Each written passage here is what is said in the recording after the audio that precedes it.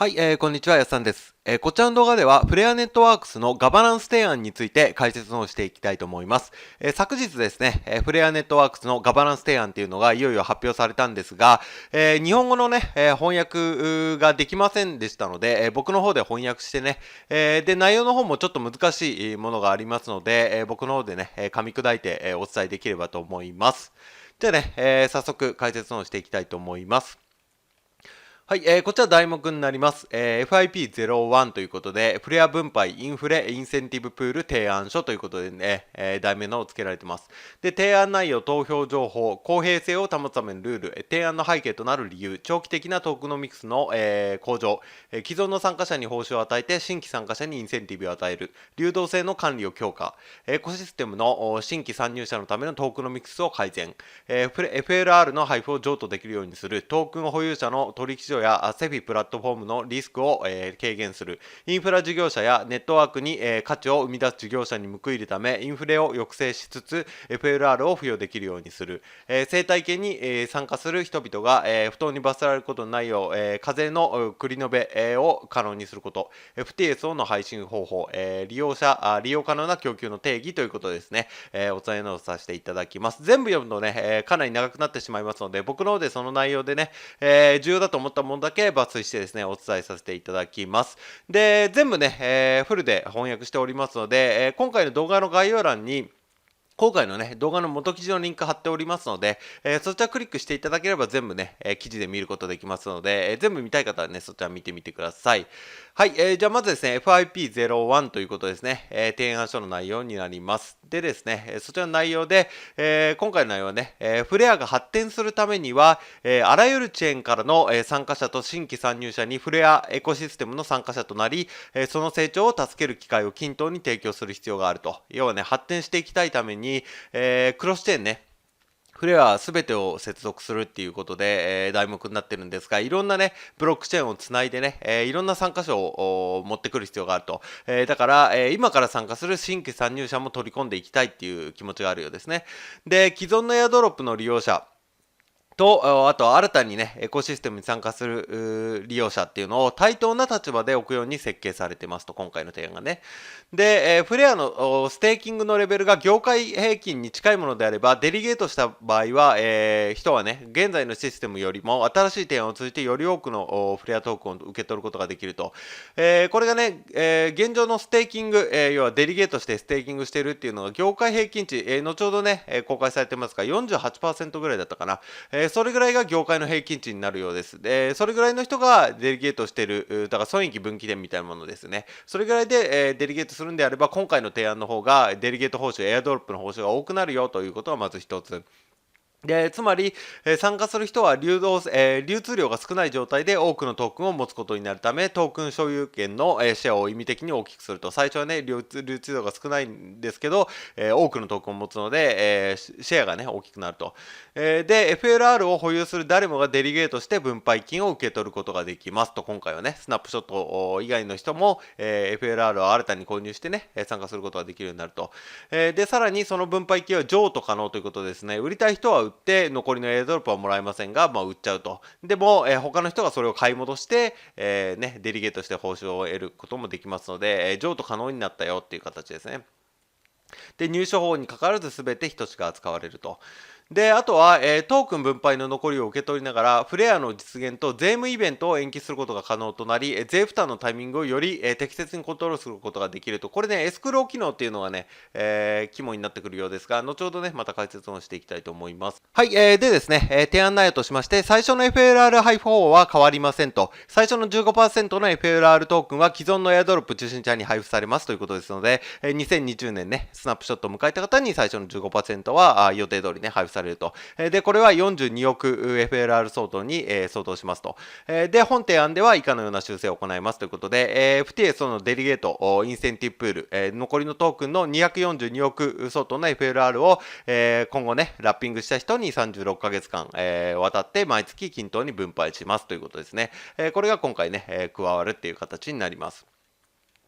で、あとは、個人用のデリゲートアカウントで、参加者が FTSO をデリゲートによる収益の実現を遅らせ、その結果進行中の FTSO を、報酬を後日受け取ることができることを可能にするエスクローツールを有効にするということですね。で、特定の管轄区域では、これは税制上の優遇措置となりますということで、今回ね、ガバナンス提案にそちらのね、エスクローっていうね、機能もね、提案の方されております。で、投票情報ということで、投票権を有する初期トークンの66%が、要は15%最初払ううちの66%が受領者の手に渡って、投票に使用できるようになった時点、またはそれが迅速に行われなく66%に達成しない場合は、期限決められてて、2023年の1月14日に、行われる予定ですと、投票がね。だから来年になりますね。だから投票が終わらないと残りのエアドロップ始まらないので、来年以降になる可能性もあると。で、まず投票権、がね、発生しますと、1週間、1週間の通知期間っていうのがあるようですね。だからまあ多分、投票が始まるよっていうようなね、アナウンスが流れるんですかね、1週間。で、その1週間後に、投票期間がありますということでですね、その後ね、1週間経ったら投票、実際にWFLR でね、投票していくっていう形になります。で、投票の指標に関しては、投票が成立するには、投票者の過半数が必要ですということですので、可決するためには半分の人がね、半分以上の人が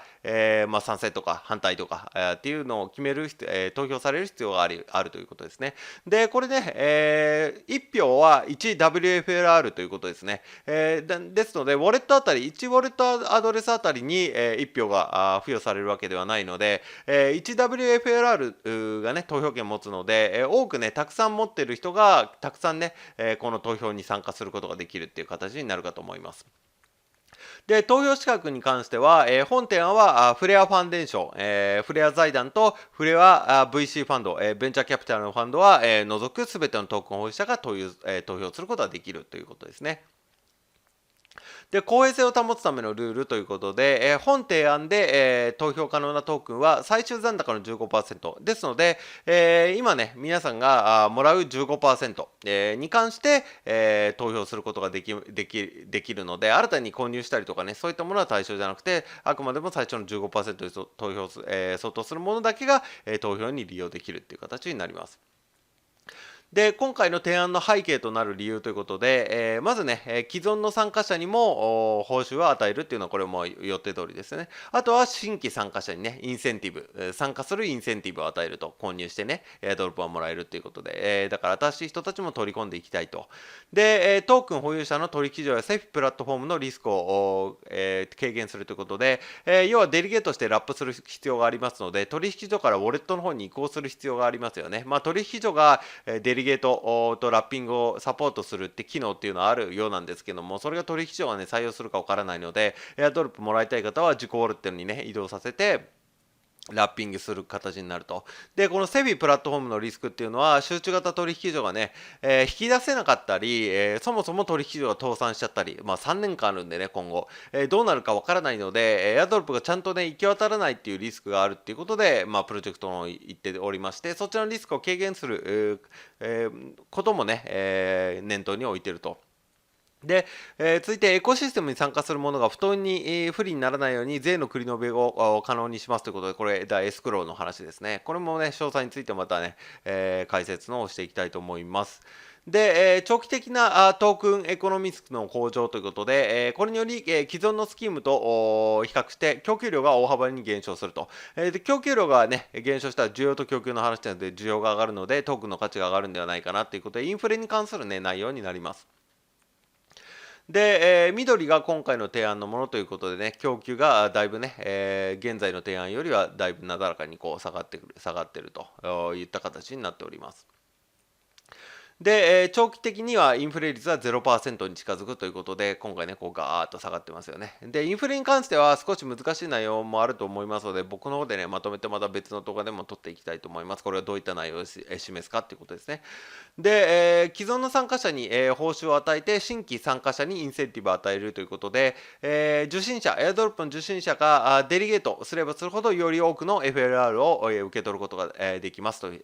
それをね、エアドロップにどんどん、デリゲートゲート報酬ももらえますし、またエアドロップに追加して、またそこからもね、もらうことができると。で、FTS のデリゲートインセンティブプールは、各アドレスが保有するラッピングトークンの量を使用して、分配を計算すると。ですので、ラッピングする WFLR にしたものを残高を取得して、それに対してエアドロップしていくっていう形になります。で、トークンの保有者は、デリゲートしない、そして売却する可能性はもちろんあると。で、デリゲートしてより多く受け取るかの選択、どちらかにするっていうのはね、選択するとことになりますと。で、特定の状況下では、既存のエアドロップの受領者は、既存のスキームの場合よりも、多くのトークンを保有することになりますということで、これ60%、後ほど解説しますと、60% がね、損益分岐点になるようですね。60% 以下でね、デリゲートしている人が 60% 以下であれば、既存よりも多くもらえるっていうね、計算の方が出されてます。で、これが大体ね、他のサービスの、ステーキングのね、中央値っていうことで、ポリゴンとかね、コスモスとかでこれぐらいのパーセントでデリゲートしてるよっていう形で、公開の方がされてます。で、業界全体の平均ステーキングレートは 48.08% ということです。これが元にしております。で、これがそのグラフになるんですけども、60% 以下のコミュニティのデリゲート率では、デリゲートを受けた側は現行制度より、大きなね、割合のトークンを所有することになると。以下であればね。で、60% を超えると、やはり現行スキームでアドップを受ける人が受け取る金額が現行スキームで受け取る金額よりも若干少なくなりますということでね、形で配信をされてまして、これがね、グラフになるので、この 60% 以下であれば、このね、今回の提案の方がより多くもらえるよと。比例分配ですので、その参加している人で比例分配されて分かれるので、参加している人が少なければ少ないほどあなたがもらう、ね、率というのは高まりますので、ただ 60% より、デリゲートしている人が大きいと、同じかもしくは下がっちゃう可能性も出てくるよと。ただ、その中央値っていうのがこの 48% ぐらいが平均値だっていうね、大体のプロジェクトのステーキングしている。だからもう半分以下、半分ぐらいが大体ステーキングするっていうのが相場のようですね。であれば 50% になりますので、そちらのね 60% 以下になるから、報酬がねより多くもらえる可能性が高いと、もちろんもっと参加する人が少なければねこの7.7% のプロジェクトとかもありますので、そちらだったら、もっと多くね、もらえることになるという形になっております。はい、続いてですね、流動性の管理を強化するということで、ブロックチェーンが誕生した当初はいくつかの重要な理由により、リスクが最大となる時期ですということで、最初ね、ローンチしたばかりではいろんなリスクがあると。で、エコシステムが未熟だったり、そもそもね。で、あとはブロックチェーンが提供する技術の有望性がまだ実現されてなかったりと、これから構築する必要があったりとかね。あとは他の場所で既得権を得ている外部の人たちが新しいエコシステムっていうのは弱体化させたいと考えている可能性もあると。で、ブロックチェーン自身のコミュニティが非現実的なね、期待を抱いている可能性もありますと。で、技術を利用してエコシステムの成長に貢献したいと考えている開発者が、エコシステムのね、時間や資金の投資が報われないことを恐れるかもしれませんと。いっぱいたくさん時間作ったりね、使ったり資金を使ったりしても、思ったね、報酬が得られなかったりとか、ことを恐れるかもしれませんと。あとはエコシステムが発展するにつれて、このリスクが解消され、エコシステムとその参加者が共に価値を築いていくことになりますということですので、こういった懸念はそのエコシステム自身が発展すれば解決されていくと。だから最初はね、初動をしっかり管理して、流動性なんかもね、しっかり管理する必要があると。で、新しいブロックチェーンの初期に、過剰な流動性があったりすると、エコシステム発展に、強いマイナスの影響を与えるので、どんどんね、新規の、参入者っていうのをね、囲っていきたいと。で、提案された分配、方法は、フレアのエコシステム発展に伴い、ネットワーク参加への追加的なインセンティブを提供しますということで、この追加的なインセンティブは36ヶ月間のね、間にスムーズに、消滅していって、エアドロップはどんどんなくなっていくので、ハイプしてね。で、配布された後は、今度は、それを使ってね、エアドロップされたものを使って、FTS を、インセンティブプール、FLR のユースケース、そしてエコシステムで構築する全てに内在する長期的なインセンティブの方に移行していくと。だから、エアドロップもらったらそれで終わりではなくて、エコシステムが健全に育っていけば、システムを利用してね、もらったエアドロップをさらに活用して報酬を得ていくことが可能になっていくよということですので、流動性初期をちゃんとねしっかり管理してやっていきますよと。いった形の内容になっております。はい、続いてですね、青い線は現在のトークンの分配、緑の線は、今回提案する分配ということで、これもまた 60% 損益分岐点の話ですね。コミュニティのデリゲートしている人が60% 以下であればより多くね、報酬の方がもらえるようになるということですね。で、このグラフはエアドロップを受け取れない人のためにトークンを保持するインセンティブが現行の方式よりも提案方式の方が大幅に高いことを示しているということで、60% 以下のデリゲートの人であれば60%以降のね、デリゲートしない人たちの分のおかげで、これだけね、他の人たちがもっともらえるようになるよっていった形になるかと思います。はい、続いてエコシステムの新規参入者のためのトークノミクスを改善するということで、現在の配布スキームではエアドロップを受け取る参加者と受け取らない参加者の2つのクラスが作られていると、そのため、現在の配布方式では一部のフレアトークン所有者が他の人と、不公平な扱いを受けてますと。だから最初の人は、買わないといけないですよね、新たに入ってくる人は。ですけどもスナップショットを迎えていた人は別に買わなくても 15% 配布されますので、そちらで不公平な扱いを受けています。まあこれは考え方次第ですけども、一応プロジェクトのねそのように配信しております。で、さらに重要なことはリスクを負って参加してトークンを獲得参加者を、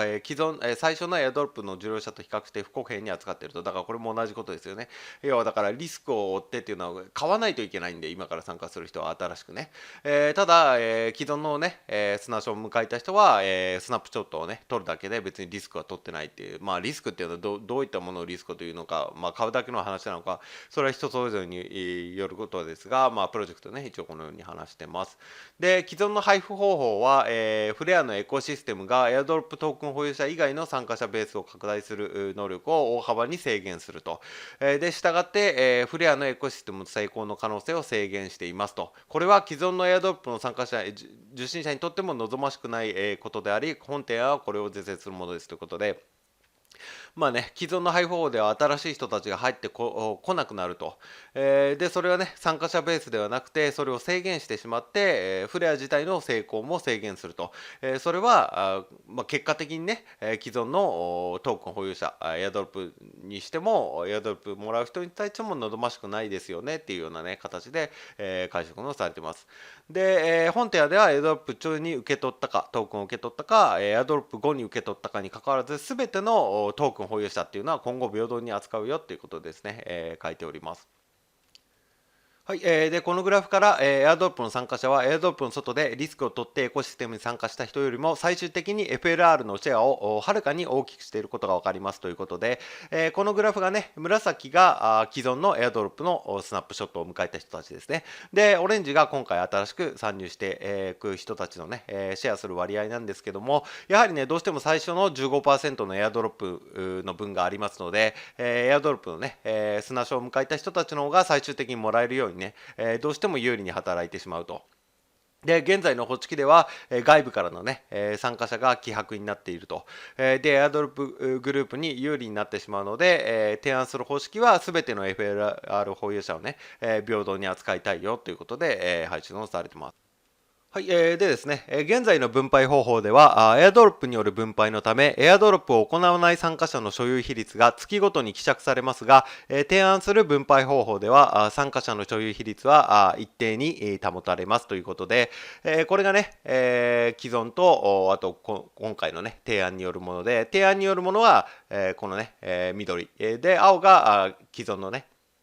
方法になるんですけども、既存の方法ですとエアドロップね、されててそれをねデリゲートしない人っていうのはやっぱ出てきますよね。まあ売っちゃう人はもちろんデリゲートしないですが、ただもうデリゲートするのがめんどくさいからもうデリゲートしないと。そうするとデリゲート報酬入ってこないのでエアドロップがされるにつれてねどんどん減っていくと。ですが今回の提案ですともうねエアドロップもらうために必然的にねラッピングしなきゃいけないんで、ラッピングしたら、デリゲートしますよね、報酬もらえるから、ですので、そのねデリゲート報酬をもらうためにデリゲートしていくと。あとは売っちゃった人がいたとしてもそれを買う人がいるんで、買い支えられてね、一定の割合になると。計算方法まではね解説されてませんが一応ねこういった形になるということでグラフの方ね、共有の方されてます。で、このね、既存のスキーム、既存ですと、ネットワークが構築された他のコミュニティ、非エアドロップ参加者がフレアに関与することを拒んでしまうと。で、これは既存のエアドロップの人たち、砂所を迎えた人たちも不利であって、本提案はこれを是正するものですということですね。解説をされています。で、あと、フレアの FLR の配布を譲渡できるようにするということで、提案では残りの分配金を得る権利も実質的にトークンと一緒に、譲渡されるということですので、売る人もいればそれを買い戻してね、それをもとにエアドロップをもらうってことも可能になるよと。で、トークン保有者の取引所やセフィプラットフォームのリスクを軽減ということで、取引所が30ヶ月にわたってね、36ヶ月か37ヶ月かもう3年間近くにわたってさらなる配布を行わないというリスクを排除することができるということで、だから自己ウォレットの方に移動してもらってね、FTSO から配られると。取引所からではなくて、ですので取引所がね、倒産しちゃったりとか引き出しができなかったりとかロックしちゃったりというそういったリスクは、外したいっていうことですね。で、インフラ事業者やネットワークに価値を生み出す事業者に報いるため、インフレを抑制しつつ FLR を付与できるようにすることで、これまたインフレの話になるんですけども、この提案により FTSO やバリデータのインフラを提供したり、フレアのブリッジを使ってですね、価値を輸送したりして、新しくね、またシステムからフレアを獲得した人は、それをまたね、フレアを配備して分配の一部をまたエアドロップに追加することができるので、エコシステムにね、参加することができると。だから、サービスを利用して、手に入れたトークンをまたエアドロップに追加していくことができるようになりますよと。で、これにより、ネットワークは分配に関連しないインフレを抑えることができて、中長期的に全てのトークン所有者にとって有益なものになりますということですね。で、生態エコシステムに参加するですね、人々が不当に罰せられないよう、課税の繰り延べを可能にすることと、で、エスクロー契約によって、参加者はトークンを FLR に保管して、時間をかけてデリゲートを管理することができるようになるようです。で、そのためのネットワーク取引手数料を支払うまで、その、契約から報酬を受け取ることができません。だから手数料を払ってね、報酬を受け取るってことを選択することができるようになるんですかね。で、一部の法域では、これにより収益に対する課税が、実際に受け取る日まで繰り延べられるという効果があるんではないかということですね。で、これは税務上のアドバイスではありませんので、エスクロー契約に、ところに関する前にね、会計士または、税務の専門家にご相談くださいということで、一応ね、システムでね、こういったね、エスクローっていうのを提供されるようです。で、それによっては、その収益化っていうのが遅れることが、遅らせることができるんで、課税に関してメリットがあるんではないかということですね。ただ、これに関しては、税務上のアドバイスっていうのはね、税理士さん、資格を持ってる方しか、することができませんので、プロジェクトでね、こう言って、いても、そのエスクロー契約っていう方に、ことに関してはね、顧問税理士、個別の税理士に相談して聞いて、くださいということがありますので、だから鵜呑みにしないでね、こういった機能があるけども、税金に関してどういうね、観点があるのかっていうのは、その資格を持っている方、税理士にしっかり聞いてくださいということはね、注意書きの方で書かれております。で、FTSO の配信方法ということで、毎月3つのブロックがランダムに選ばれるということで、各月ね、3回に分割されて、スナップショットが行われて、そのスナップショットの平均でドロップが決まっていくと。で、一応こういったね、計算式が書かれております。もらう量がこの DA ってやつですね。で、D がまずその月に配られるフレアの総量かけるこういった値になるよと。で、BA1 っていうのがブロック1、ブロック2、ブロック3でね、そのアドレス、あなたのアドレスが、所有している WFLR。で、B1、B2、B3 っていうのが、ランダムブロック1、2、3の全アドレス、すべてのアドレスが、保持する WFLR の総量と。だから、そのプロジェクト自体が、どれくらいの量になるか計算できないって変数が多いからっていうのはこういった値の話ですよね。だからまあそもそもあなたの保持している数量っていうのは変わりますし、あなたが変わんなくてもね、ずっと一定数量持ってるとしても全員がね、みんなが売ったり買ったりで変わってくるので、それによって、そのアドレスが受信した FLR の量が決まっていくので、だからみんなが売り買いするんで、それね変数になりますから、しっかりどれくらいになるかっていうのはね、変わってくるといった形になるかと思います。で、利用可能な供給の定義ということで、先ほども冒頭からね、利用可能な供給っていう言葉がいっぱい出てくるんですけども、それもね、計算式でこういった形、で、出されると。オールトークンズ、存在するすべての FLR トークンから、インセンティブプールに保有される、インセンティブによるプールに保有される FLR を引き算すると。そこからまだ配られてないトークンね、っていうのを引き算したものが、利用可能な供給と。で、あと、これも引き算ですね、ロックドトークン。ロックドトークンだから、フレア財団および関係エンティティによってロックされているトークンと。これを引き算したら、利用可能な供給っていうのがね、導き出されるようです。はい、で、これがね、全、翻訳になります。記事からですので、文字ベースで全部見れますんで、全部見たい方はそちらからになってね、見てみてください。で、ガバナンス提案ね、昨日出たばかりです。で、これが翻訳になりますが、結構ね、コミュニティの方からもね、いろいろ発言出てますんで、これからね、この内容についてもっと細かくね、質問があったりとか、プロジェクトの方が答え、進捗があるかと思いますので、その都度ね、僕の方でまとめてね、細かく公開の方していきたいと思います。またね、今度インセンティブ報酬とかね、インフレに関してもね、ちょっとまだざっくりぼんやりしてるところがありますんで、これからね、またまとめてです、僕の方でね、公開の方していきたいと思います。何か分かんないことありましたらね、質問して、LINE の方からね、聞いていただければ、お答えできると思いますので、そちらがあればね、また僕の方で聞いてみてください。はい、じゃあ今回はね、ガバナンスに関する、提案の方が公開されたという、まとめてみました。はい、ここからはですね、宣伝になってしまいますが、限定公開安産流ハイブリッド資産運用ということで、今仮想通貨で2万円の元手に10ヶ月で500倍の1000万円突破、現在専門知識経験不要の不労所得スターシステムを開発して、月利 20% 以上で資産爆増中、0から30万円稼ぐ秘密の裏技、爆発的に増やす自動売買システム、500倍に資産を増やすとメソッドですね。こちら僕の公式 LINE の方に登録してくださった方に、漏れなく全て無料でプレゼントしております。動画のね、概要欄、コメント欄にも LINE の登録リンク追加しておりますし、あとはね、元記事の一番下スクロールしていただいて、プレゼントの受け取りですね、クリックしていただけますと、LINE の友達追加の画面に入りますので、そちらからね、登録してくださった方に全てね、漏れなく無料でプレゼントしておりますので、よかったらこの機会にね、お友達追加していただければと思います。あとはね、今回の動画の内容でね、ちょっとわからないところがあったとか、もうちょっと詳しく聞きたいとか、あとはね、仮想通貨全般の質問も受け付けておりますので、何か気になることとかね、聞きたいことございましたら、LINE の方からお問い合わせいただければ、僕の方からですね、すぐ返答の方させていただきますので、よろしかったら、友達追加の方よろしくお願いいたします。はい、では長い間ご視聴いただきありがとうございました。